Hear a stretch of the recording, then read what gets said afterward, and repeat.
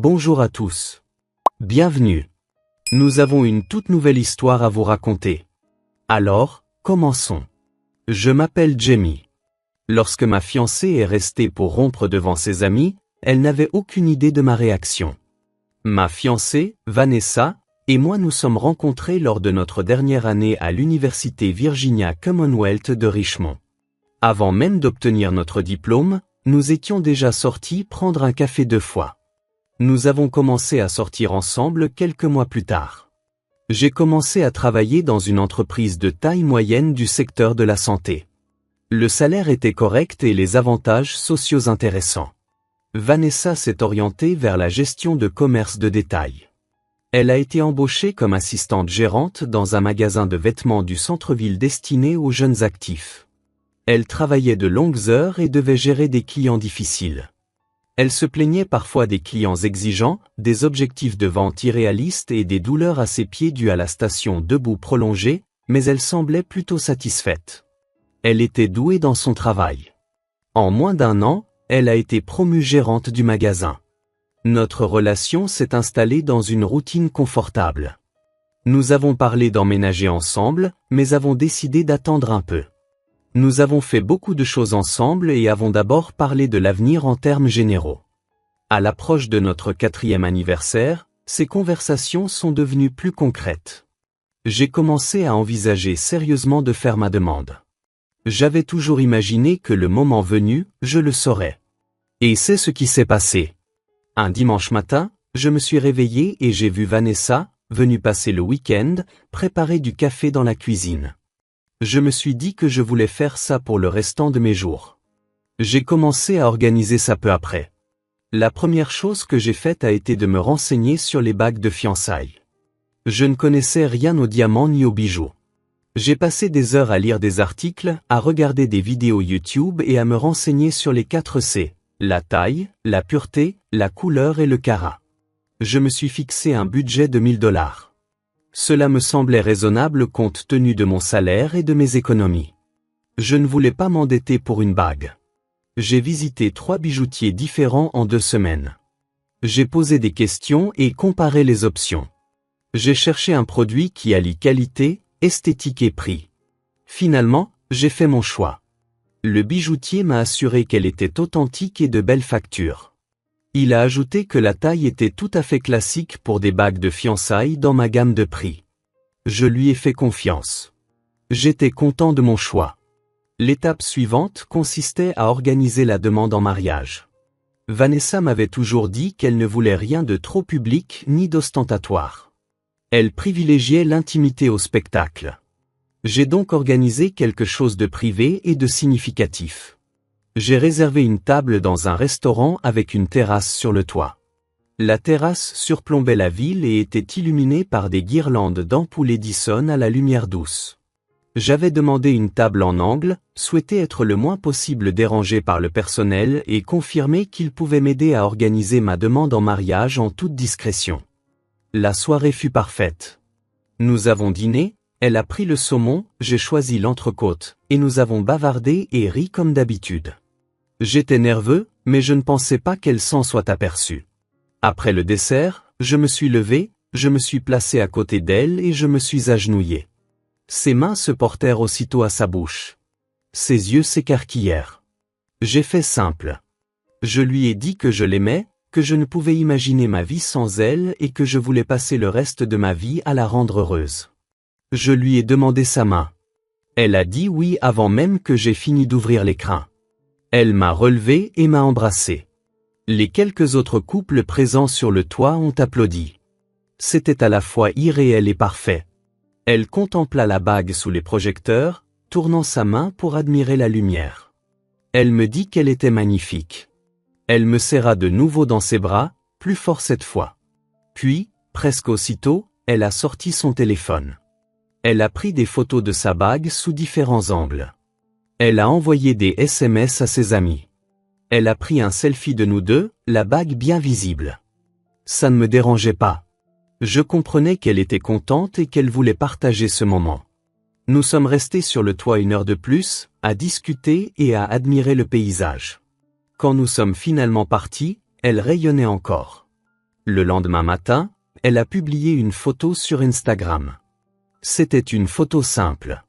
Sa main posée sur une table, la bague nette. La légende disait, l'éternité commence maintenant. En moins d'une heure, la publication avait récolté plus de 200 mentions « j'aime ». La section des commentaires s'est remplie de félicitations d'amis, de famille et de connaissances. Tout le monde semblait sincèrement heureux pour nous. Les premiers jours après la demande en mariage, tout semblait parfait. Vanessa portait constamment sa bague. Elle la contemplait régulièrement, souriante. Elle a parlé d'idées de mariage, rien de concret, juste des réflexions générales sur les lieux, la liste des invités et si nous ferions une grande cérémonie ou quelque chose de plus intime. J'étais soulagé. Elle m'acceptait pleinement. Mais environ 5 jours après la demande en mariage, quelque chose a changé. Vanessa avait passé l'après-midi avec 2 de ses amies proches. Elles étaient allées bruncher puis avaient passé quelques heures chez l'une d'elles. Vanessa est venue chez moi vers 6 heures ce soir-là. Elle semblait plus calme que d'habitude, moins pétillante. Quand je lui ai demandé comment s'était passée sa journée, elle a répondu que ça allait, mais d'un ton monocorde. Plus tard dans la soirée, alors que nous étions assis sur le canapé à regarder la télévision, elle a évoqué la bague. Elle m'a demandé, d'un ton désinvolte au début, combien je l'avais payée. Je lui ai dit. Il y eut un silence. Puis elle me demanda pourquoi je n'avais pas choisi une bague plus grosse. Elle expliqua qu'elle avait regardé des bagues de fiançailles en ligne avec ses amies et qu'elle avait remarqué que beaucoup d'entre elles faisaient plus d'1 carat. Certaines faisaient 1,5 carat. Elle m'a demandé si j'avais envisagé une pierre de cette taille. Je lui ai expliqué que j'avais choisi la bague en fonction de sa qualité globale, et non pas seulement de sa taille. J'ai également précisé que j'avais respecté un budget adapté à notre situation financière. Je ne m'excusais pas, mais je n'étais pas sur la défensive non plus. J'ai simplement expliqué mon raisonnement. Elle a hoché la tête, mais je sentais bien qu'elle n'était pas satisfaite. Elle n'a rien ajouté ce soir-là, mais la conversation avait laissé planer une tension inhabituelle. La semaine suivante, j'ai commencé à remarquer des changements dans son comportement. Elle a commencé à répondre à mes SMS plus tard que d'habitude, parfois 2 ou 3 heures après. Ses réponses étaient plus courtes et moins impliquées. Elle a commencé à publier sur les réseaux sociaux des choses qui semblaient provocatrices. L'une des légendes disait, ce n'était pas le genre de choses qu'elle publiait d'habitude. Son Instagram avait toujours été décontracté. Ce nouveau ton était différent. J'ai perçu cela comme un message, même s'il n'était adressé à personne en particulier. Je ne l'ai pas confronté à ce sujet. Je ne lui ai pas demandé la signification de ses publications ni pourquoi elle était distante. Je me contentais d'observer, calme et sereine. Mais intérieurement, j'étais mal à l'aise. Je sentais qu'elle prenait ses distances, et je soupçonnais de plus en plus que ses amis lui avaient dit quelque chose qui avait influencé son point de vue. 2 semaines après sa demande en mariage, elle m'a envoyé un SMS un soir, alors que j'étais encore au travail. Il disait, j'ai eu un choc en voyant ça. L'expression « il faut qu'on parle » est généralement considérée comme un mauvais présage. Mais je ne me suis pas laissé aller à imaginer le pire. J'ai répondu que je serais là dans 20 minutes. J'ai quitté le travail un peu plus tôt, j'ai pris ma voiture et je suis allé au petit café près de chez elle dont elle m'avait parlé. Nous étions déjà allés là-bas à quelques reprises. En entrant, j'ai tout de suite repéré Vanessa. Elle était assise à une table près de la grande vitrine avec des amis. Ils avaient déjà tous les 3 un verre devant eux. Ils étaient détendus et décontractés, comme s'ils étaient là depuis longtemps. Dès que je me suis approché de leur table, l'ambiance a changé. Le sourire de Vanessa s'effaça. Les amis restèrent silencieux mais ne partirent pas. Ils restèrent assis, se calant dans leurs chaises comme des spectateurs sur le point d'assister à un spectacle. J'ai vite compris que ce n'était pas une coïncidence. Ils étaient là intentionnellement. C'était une mise en scène. J'ai tiré la chaise vide en face de Vanessa et je me suis assise. Personne n'a rien dit pendant un instant. J'ai demandé si quelqu'un voulait que je lui prenne quelque chose au comptoir, pour détendre l'atmosphère. Vanessa secoua la tête. Je suis allé au comptoir et j'ai commandé un café noir. Quand je suis revenu à table, le silence était encore plus pesant. Vanessa a entamé la conversation. Elle m'a demandé comment se passait le travail. J'ai répondu que ça allait bien. Elle m'a demandé si j'étais fatigué. J'ai répondu un peu. La conversation était forcée et gênante, comme si nous étions des inconnus échangeant des politesses de circonstance. Après quelques minutes, elle se redressa, posa les mains sur la table et son ton devint grave. Elle dit qu'elle avait beaucoup réfléchi ces 2 dernières semaines. Elle ajouta que les choses entre nous étaient peut-être allées trop vite. Peut-être avions-nous précipité les choses en nous engageant sans vraiment en être sûrs. Qu'elle n'était pas certaine que cela se déroule comme prévu. Je ne l'ai pas interrompue. Je me contentais d'écouter, le visage impassible, les mains crispées sur ma tasse de café. Elle poursuivit. Elle dit qu'elle tenait à moi, mais qu'elle ignorait si nous partagions les mêmes idées. Elle a dit qu'elle devait être honnête sur ses sentiments. Puis elle a levé la main et a lentement retiré sa bague de fiançailles.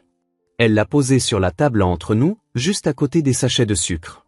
Elle m'a regardé et a dit « Tu es quelqu'un de bien, mais cette bague ne me paraît même pas authentique ni digne de ce nom. Je ne peux pas la porter. » J'ai entendu un petit rire étouffé venant d'une de ses amies. Du coin de l'œil, j'ai aperçu l'autre qui tenait son téléphone, légèrement incliné vers nous. Elle filmait. Pendant un instant, je suis resté là, sans voix. Non pas parce que j'étais choqué ou blessé. Je me doutais déjà de quelque chose, vu son comportement. Mais parce que je voulais être absolument certaine de ne pas réagir comme il l'espérait. Il voulait faire du scandale.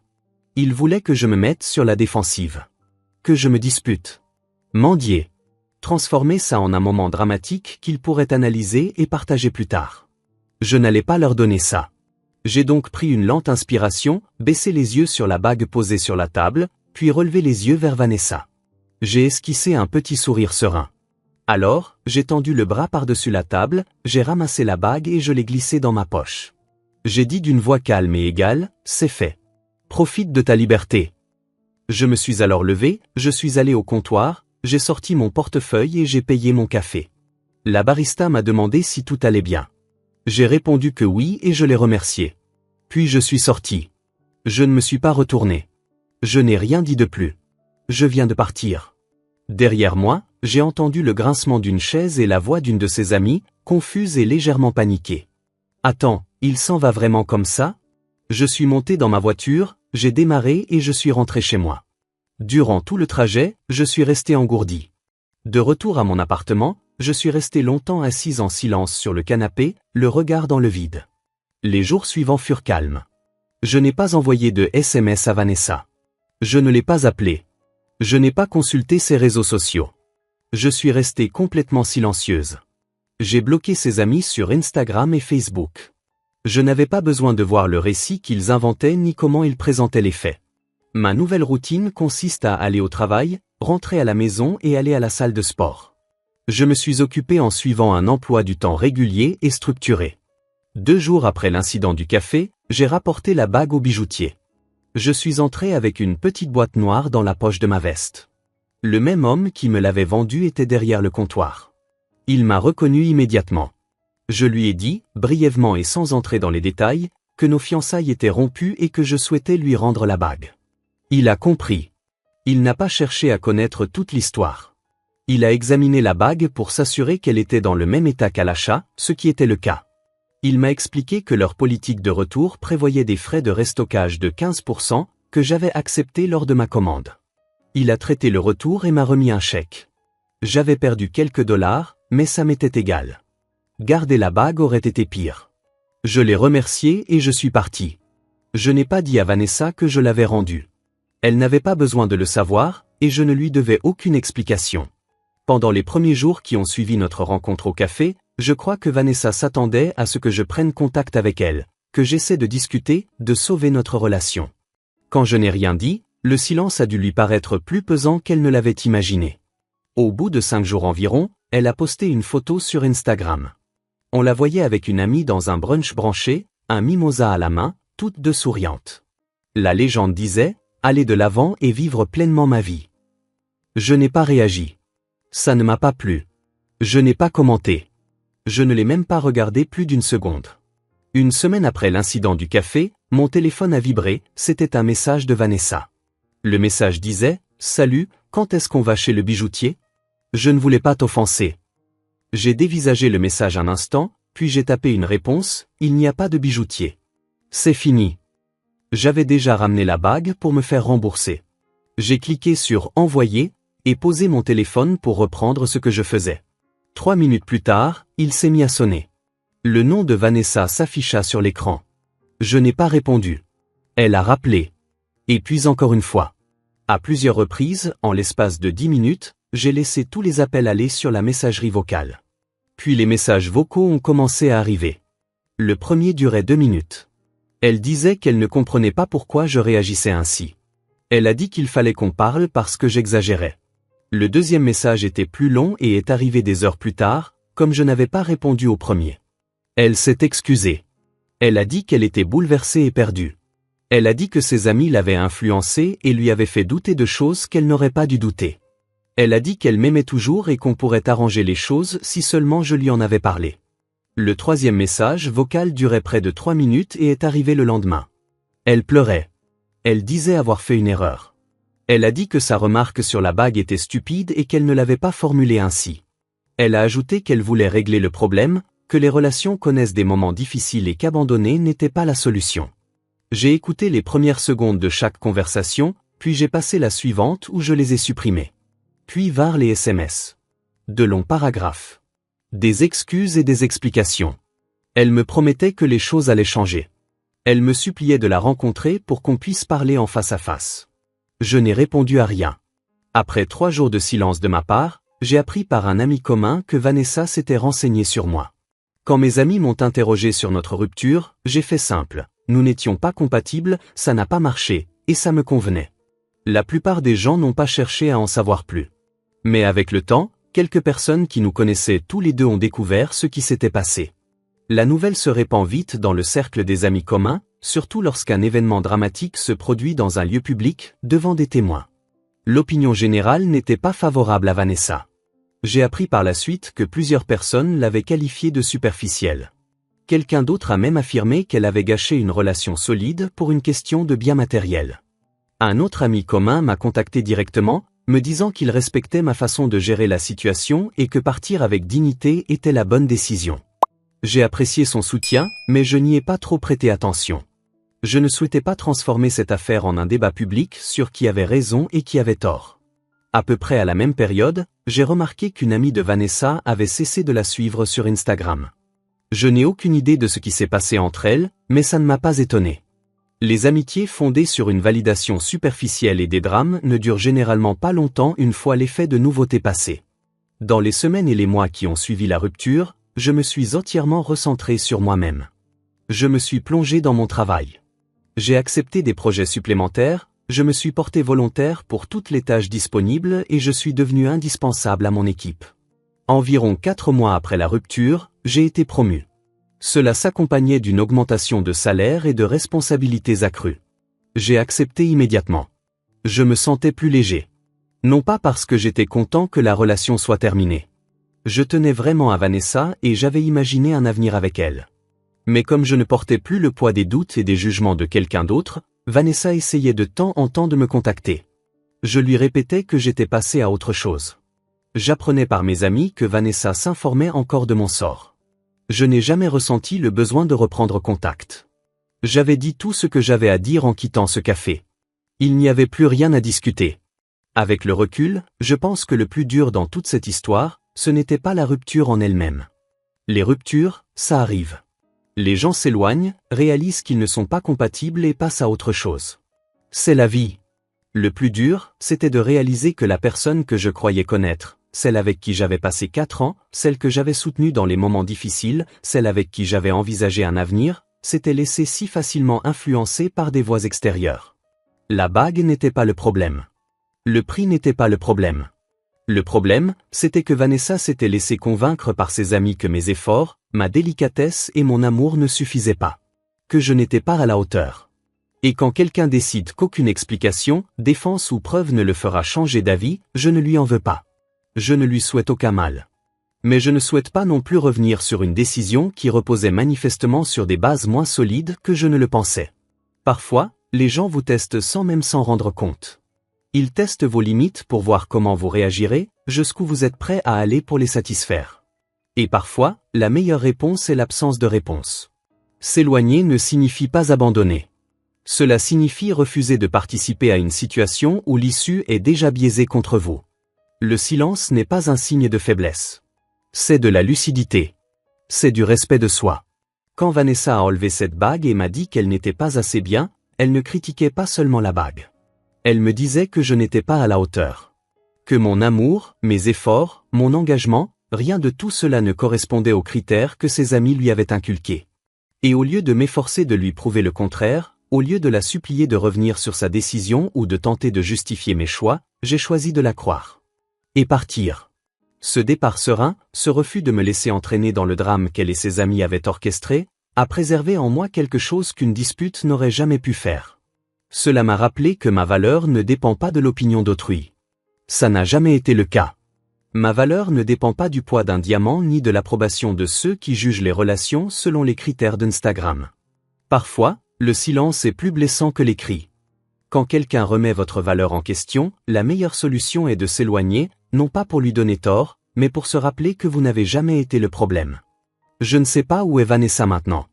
Je ne consulte pas ses réseaux sociaux. Je ne demande pas son avis à nos amis communs. J'ai tourné la page, au sens propre comme au figuré. Mais je sais une chose. Je me porte mieux.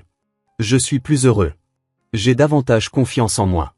Je suis entouré de personnes qui m'apprécient pour ce que je suis, et non pour ce que je peux apporter ou pour mon CV. Et je n'ai pas eu besoin d'élever la voix, de faire un scandale ou de compromettre ma dignité pour en arriver là. J'ai simplement dû savoir quand m'éloigner.